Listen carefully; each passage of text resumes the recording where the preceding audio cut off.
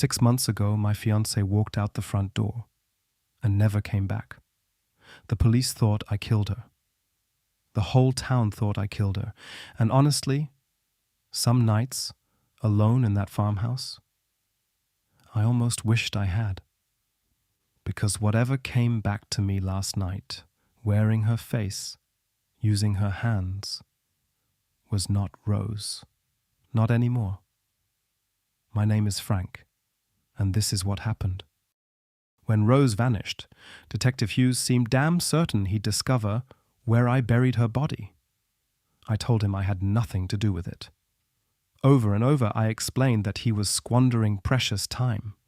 I begged him to consider other possibilities, pleaded for him to expand the search. You know what I got in response? A shit-eating grin and some old-timey, "You're going away for a long time, pal," cop speak. The smugness of it all made me want to bash my head against the cell wall until my skull collapsed. Can't say I was surprised, though. Some small part of myself knew I was fucked from the jump. Rose had no enemies. I had no alibi. Of course, he thought I killed her. What other explanation could there be? We were home that day, just the two of us. Rose went outside to stick a "for sale" sign in the roadside, even though I told her it was a waste of energy. I'd lived in that house my entire life, inherited from my parents when they passed. Labeling it secluded was a generous understatement. If someone ever drove by, it was because they were very, very lost, and probably not in the market for a beat-up farmhouse. Still, she was insistent. A sale would have financed the wedding Rose always envisioned for us. So God damn it, she was going to figure out a way to sell it. And that meant trying everything, including the sign. Rose was stubborn like that. Fiercely, unapologetically bullheaded. Always had been. During the winter of '96, her family's golden retriever ran out onto a frozen lake and fell through the ice. Her mom screamed for her to stay put, but the command didn't even slow her down. She dove headfirst into the water. Rose couldn't save the drowning dog, of course. I mean, what are the odds any 8-year-old could have? That wasn't the point, though. If she wanted something, she'd do everything in her power to make it manifest, no matter what anyone said, no matter the cost. In that case, the cost was pretty steep. 8 days in the hospital, $30,000 in medical expenses, and a trio of amputated toes. Frostbite had devoured the smallest 3 on her right foot, left each of them dust-colored and brittle like an eggshell. You'd think losing some digits would have dented her natural resolve, but not Rose. Her ability to walk was never the same, but she wobbled with her chest puffed out, emerald eyes gleaming with this inextinguishable fire, her expression steadfast and sure, even when the kids at school mocked her, nicknaming her Two-Toed Rose. Naturally, I didn't bother to fight her on the "for sale" sign. Instead, I grabbed a beer from the fridge, slumped onto the couch, and tried to unwind. "Be right back," she called out. 15 minutes later, my stomach was warm with lager, but she hadn't come back in. I wasn't worried.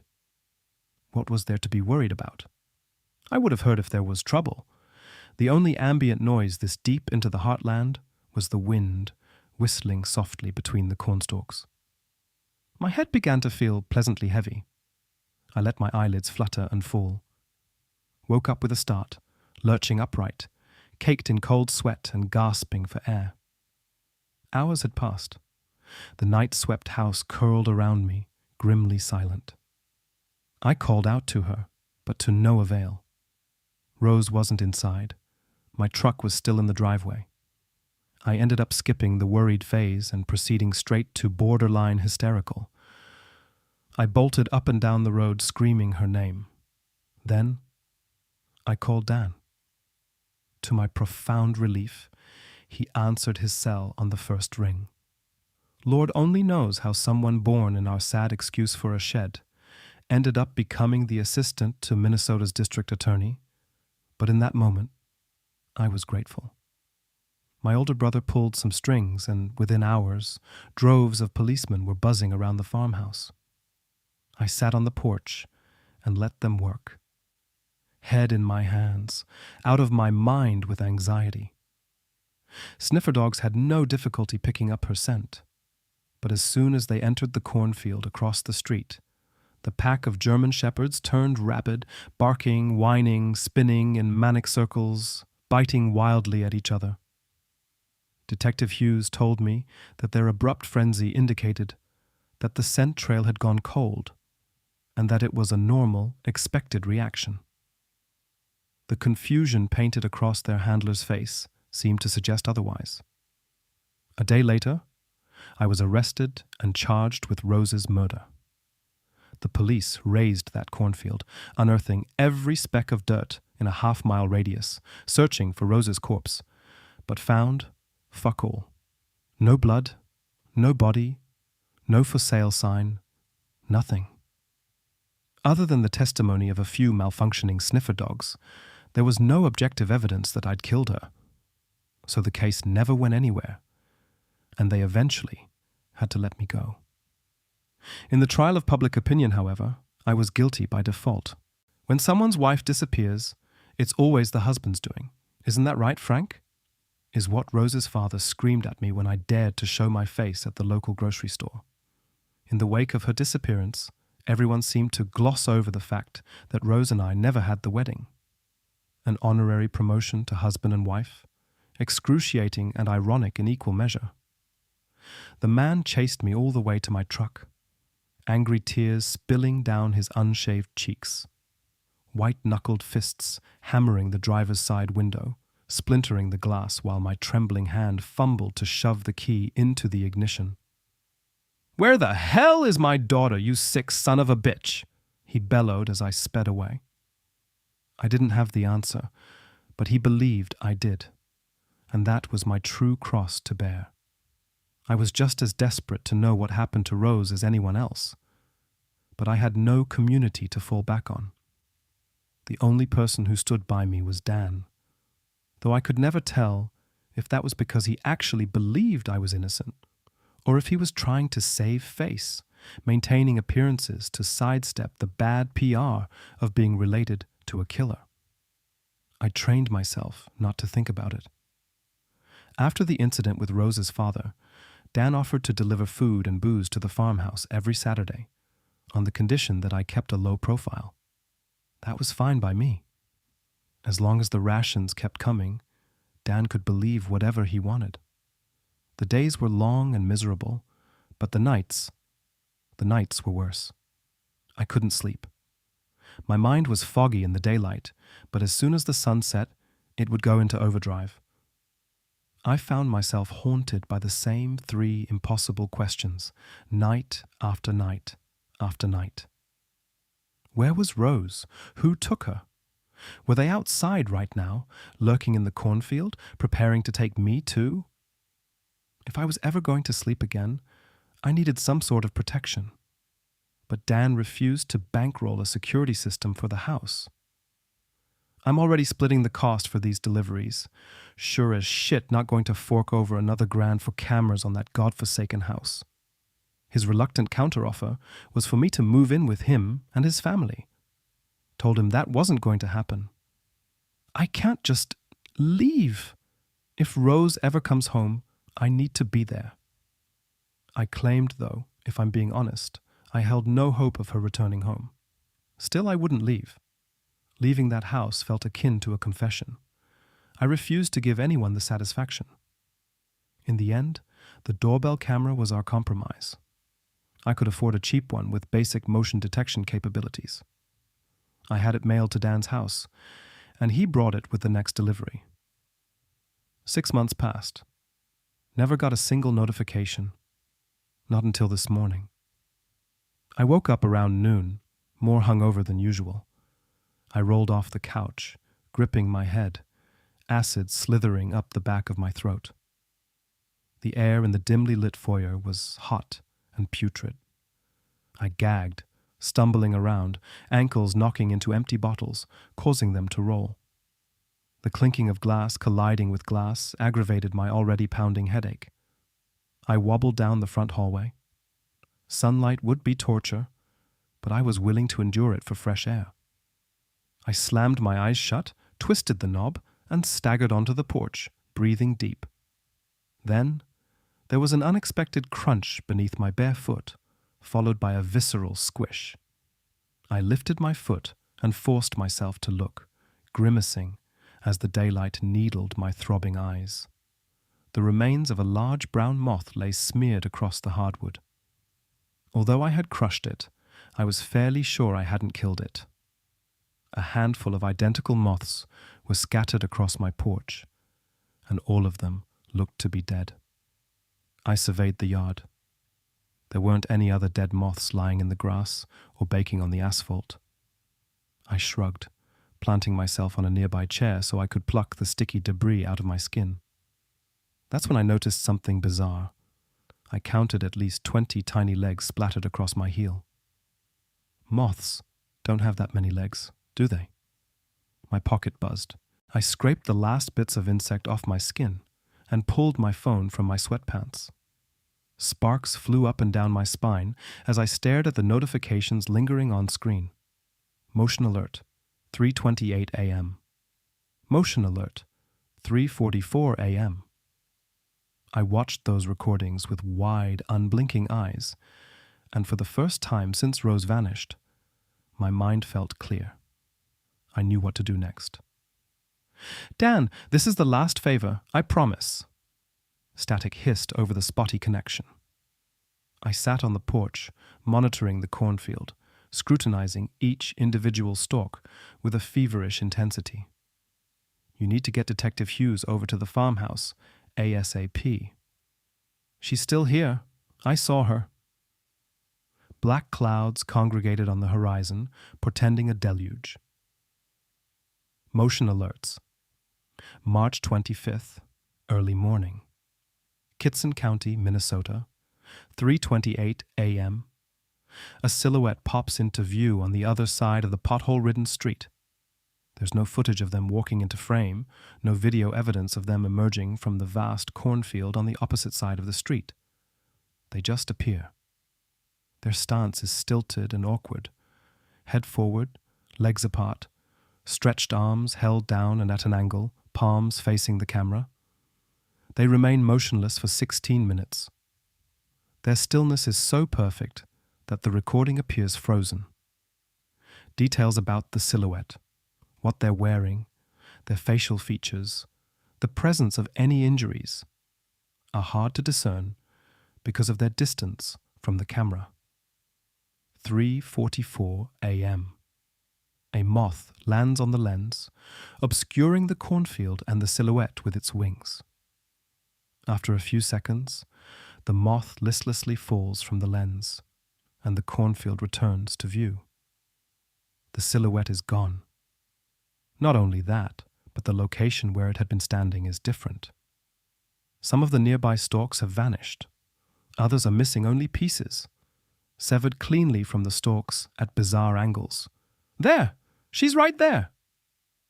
I bent over the detective's shoulder and jabbed the top left corner of my laptop, pixels distorting as my fingernail dug into the screen. Detective Hughes leaned over the kitchen table, squinting, cocking his head, studying her. Outside, rain pelted the gutters. My anxious heartbeat sort of mimicked the downpour, quick, arrhythmic bursts of sound and motion. Why was he being so quiet? I know the feed is hazy. I paused, unsure of what I was going to say next. But that's definitely Rose. I don't know why she's standing like that. Don't know why she never came inside last night. But Jesus Christ, she's alive. Rose is alive. The thud of my laptop slamming shut severed my stream of consciousness. Detective Hughes stood, pulled his raincoat from the rim of the chair, and began sliding it on. "So, did you email it to yourself? Or—" He paced out of the kitchen, stepping over empty beer bottles and plates of rotting food, navigating the minefield of detritus that acted as a physical testament to Rose's prolonged absence. "Wait, you're reopening her case, right?" I called after him.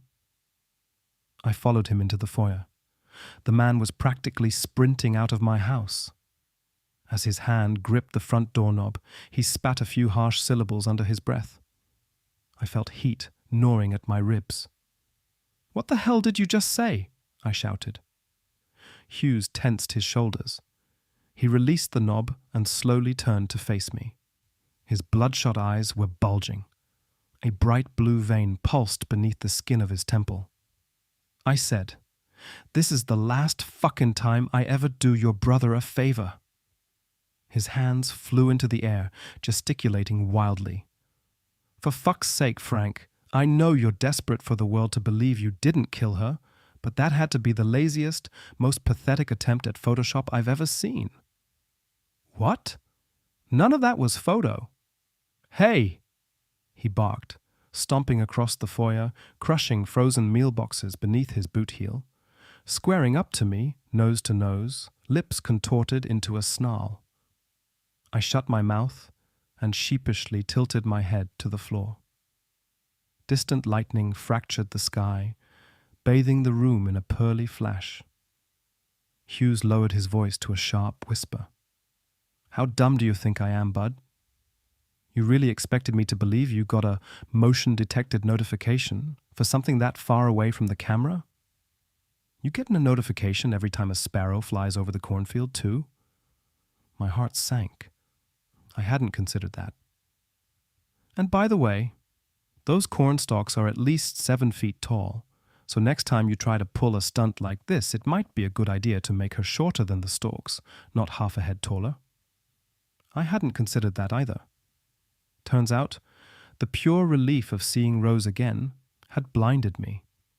And when that blindness lifted, some unnerving irregularities began settling in my blood, like drying cement. My entire body felt numb and heavy. I stared at the floor. What the hell was on that video? Hughes slapped a hand onto my shoulder. My eyes snapped back to him. Rows of cigarette-stained teeth shone through a hollow grin. "Great talk," he mumbled, releasing his palm. He trudged across the foyer and swung the front door open. The thumping clamor of a rainstorm erupted into my home. "One last thing," he shouted from the doorway. "Let's pretend you weren't god-awful at video tampering, and I believed what you said was on that recording. Isn't it kind of suspicious that the first thing you did was devise a way to get me over here, rather than look for Rose yourself?"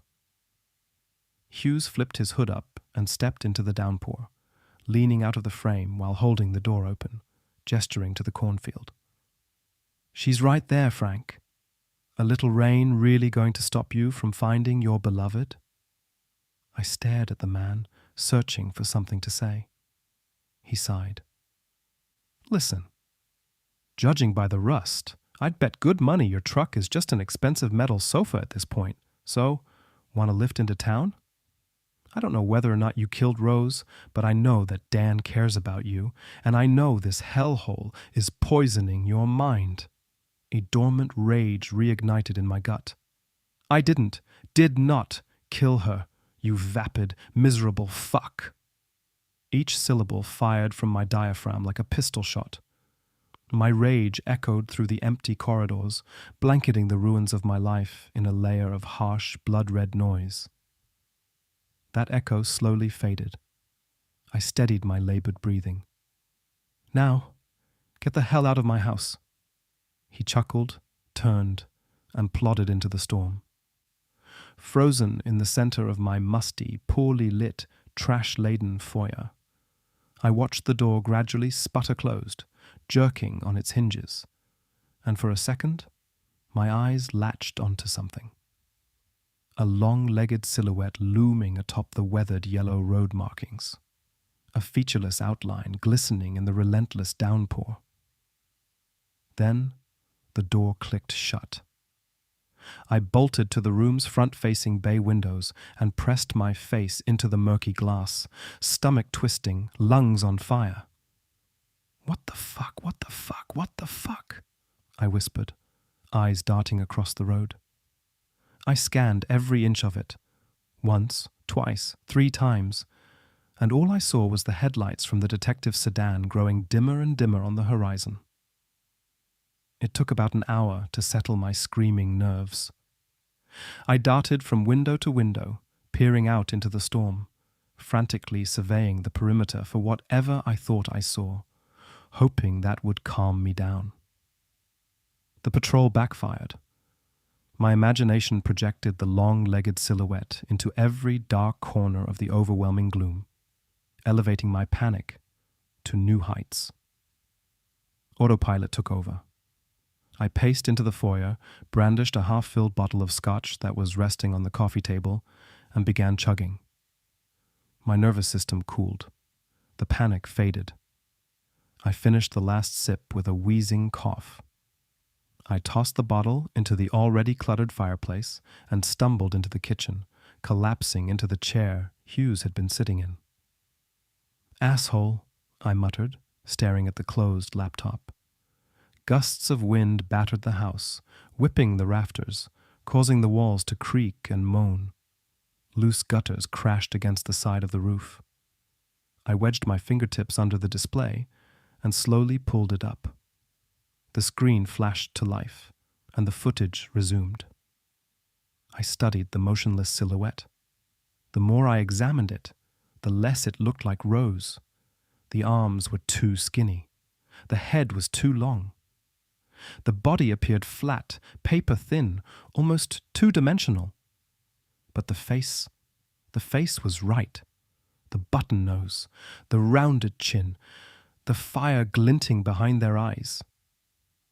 My phone chattered against the table. I gasped, clutching my chest, heartbeat striking my palm. "Jesus!" I picked it up and answered without checking the caller. ID Dan's gravely voice buzzed through the receiver. "I just got off the line with Hughes. What the fuck happened, man?" I clicked the spacebar. The timestamp at the top of the recording stopped ticking. Same old shit that always happens. He didn't believe me. I swear, I could point out the flaming orb in the sky and call it the sun, and these people would still label me a liar. The room began to spin. I closed my eyes and rested my forehead on the keypad. "God, Frank, every day you sound a little more like Dad." What's that supposed to mean? A hint of regret crept into Dan's voice. "You know, just nothing was ever his fault. Not the divorce, not the drinking, none of it. Hell, even some issues back when we actually owned the house and the farmland." I felt myself drifting from the conversation. The hypnotic thumping of rain was more significantly palatable than another one of my brother's sermons. The phone vibrated against my ear. I shot upright and peered at the screen. My guts twisted into violent knots. "Motion alert, 10:32 p.m. I scrambled to switch to the live feed. Dan droned on in the background. "Remember how Dad would always lose things, but he'd never own up to it? It was pathetic. The man would blame the cornfield before he blamed himself, said the land was slippery and cracked at the seams. I furiously examined the black and white image. Stalks wavered in the bellowing wind. Lightning flickered in the background. No silhouette. No moths. No motion. There was this one time, back when you were still a baby. It was the middle of the night. I woke up because Dad was yelling, probably drunk, but he wasn't arguing with Mum. He was on the porch, screaming into the dark, howling the phrase, "Give it back," over, and over again. I rewinded the feed to exactly 10:32. Still, the cornfield was vacant. Something had set the detector off. Where the fuck was it? Then I saw it. Not in the cornfield. Much closer to the camera, hanging over the porch awning. A bulbous, rolling pin-shaped knob with two thin, crooked, wriggling protrusions, curling over at the ends like cricket antennae. Those protrusions hooked onto the awning's edge and pushed up, quickly disappearing from the feed. Recognition came in small, venomous drips. An old nickname began rattling around my skull. Two-Toed Rose. Without warning, the rain became louder, less muted. Droplets clinked against the empty glass bottles scattered around my foyer. The music of her arrival. I slid the phone into my pocket and stood with as much grace as my drunken limbs could muster, careful not to squeak the chair legs against the tile. Bouts of wind howled within the next room. I took slow, silent steps, bringing the foyer into view. Silver moonlight bathed the waterlogged couch in an eerie glow. I didn't understand, but I couldn't see the roof. I leaned forward. There was a hole, a narrow hole with smooth, rounded edges. Maybe slit is a more appropriate word. It was long. From my vantage, I couldn't see how long. I leaned a little more, but stopped before I saw the end. I squinted. Motes of dust danced in the moonlight, swelling, ballooning towards me, forming shapes that caused waves of primal distress to explode across my skin. But I couldn't run. Not yet. Not until two ghastly emeralds gradually shimmered into existence, getting closer and closer, and then a rounded chin and a button nose. She was right in front of me. I could only see her semi-translucent face, superimposed over the foyer. It crinkled the atmosphere as she pushed closer, like forcing a mask through a layer of saran wrap.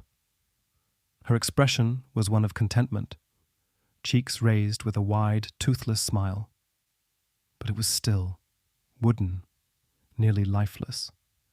A wispy sensation tingled along my right palm. I think she was trying to hold my hand. I almost smiled. Rose had found a way back to me. Scorching pain engulfed my entire hand, a feeling like hundreds and hundreds of insect legs burrowing into my flesh. I leapt back, wailing in agony, terror squeezing my heart, but it was too late. I threw myself around and sprinted towards the back door. I stretched my hand out to grasp the knob, but something went wrong. I could feel my palm and my fingers, but they hadn't moved to the door with me. Somehow, they remained in the center of the kitchen. I looked down. My hand was just gone. Silently stolen, severed cleanly at the wrist. A jagged layer of blackened flesh covered the wound as if I'd pushed the stump against steaming metal until it sizzled. I felt her approaching, slinking closer with every passing second, but I couldn't stop gawking at the empty air where my hand should have been. I couldn't move. I couldn't leave. I was going to die in that miserable, God-forsaken house, just like Dad did. A spark caught fire behind my eyes. I twisted the knob with my other hand, rammed my shoulder into the door, and descended into the inky darkness. Heavy rain peppered my eyes, blurring my vision. Mud swallowed my bare heels with every step. I didn't look back. I just kept sprinting towards the truck. I felt her. She wasn't far behind. I swung the door open and launched myself into the driver's seat. My stump collided with the gear lever. Unbearable pain radiated up my arm. The syrupy warmth of leaking blood trickled across my wrist. I screamed through a tense jaw, chipping teeth. I sucked down the chalky fragments and reached under the seat, grasping for the spare key. I couldn't see her, but I knew she was only a few feet away. My fingertips finally grazed metal. I heaved the key into the ignition. The engine shuddered, then roared to life.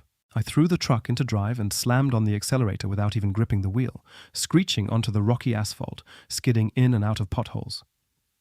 After a few seconds, the car stabilized. Cornstalks passed by at 40 miles an hour. My ragged breaths began to slow. Gradually, the rain stopped. I felt Rose becoming more and more distant. For a split second, I couldn't feel her at all. There was a brief, beautiful silence. Then, like a crack of lightning, I felt her again. Not behind me, not at the farmhouse. She was approaching from in front of me. Before I could react, Her paralyzed smile appeared in the headlights. She was standing on the roadside, leaning forward, her head poised to hit the front windshield. Instinctively, I ducked. Her face struck the windshield. The collision itself was noiseless. No crunching of metal, no shattering of glass. The only new sound was the whoosh of cold air blustering through the truck. Rose quickly disappeared in the rearview mirror, unmoored, seemingly no worse for wear. I creaked upright, inspecting the damage. A perfect, face-shaped hole ran the length of the truck, exactly where my head had been before I ducked. Steam drifted from the metal edges. Once again, my connection to Rose dimmed, but it didn't leave me completely.